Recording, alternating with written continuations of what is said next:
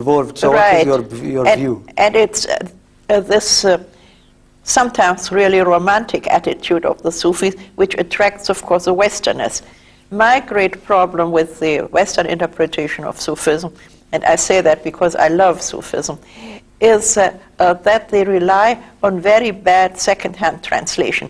If you look at the translations made of Rumi's poetry in the West and now being bestsellers in the colleges, I always say these translations resemble the original as much as a fly resembles an eagle.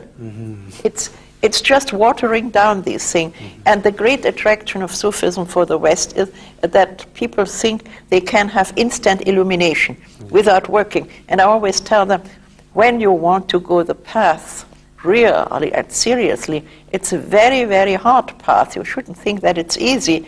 But I mean, sometimes it's a kind of saloon Sufism which is practiced in the West, and I'm worried about that because I know the great role Sufism has played in Islamic culture, and I know the great personalities in this field.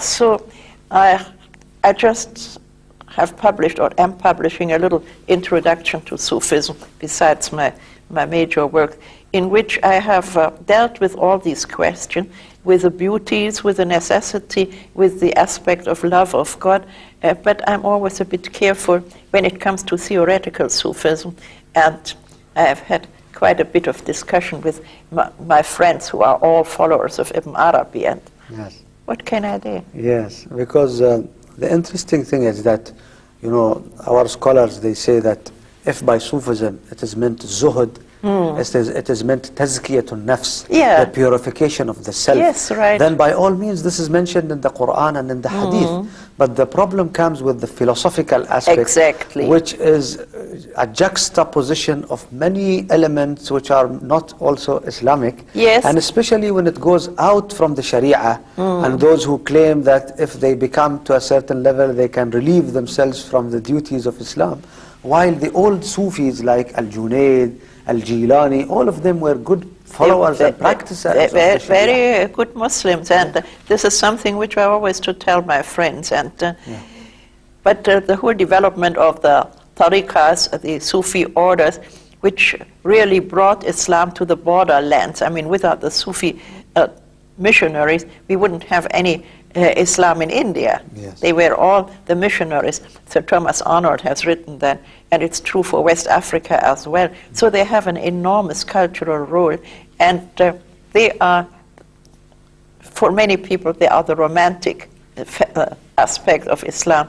I wouldn't say that because I know how hard true Sufism is, but I'm always afraid when I see people who claim, oh, I am a Sufi, and then they don't even know that there was a Prophet Muhammad. Thank you very much for your beautiful views about the subject from an expert who has written many works and spent most of her life studying this subject. And we hope that we will meet Professor Shamil again. Wassalamu alaikum wa rahmatullahi wa barakatuh.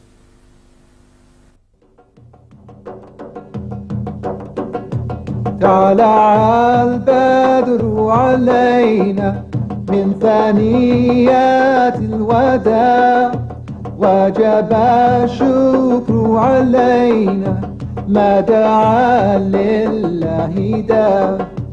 Oh, the white moon rose over us from the valley of Wada, and we owe it to show gratefulness where the call is to Allah. طلع البدر علينا من ثنيات الوداع وجب الشكر علينا ما دعا لله داع.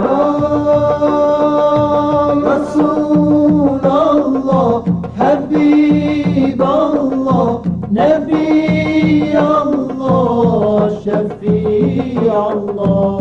رسول الله حبيب الله نبي الله شفيع الله. صلى الله على محمد صلى الله عليه وسلم صلى الله على محمد صلى الله عليه وسلم أيها المبعوث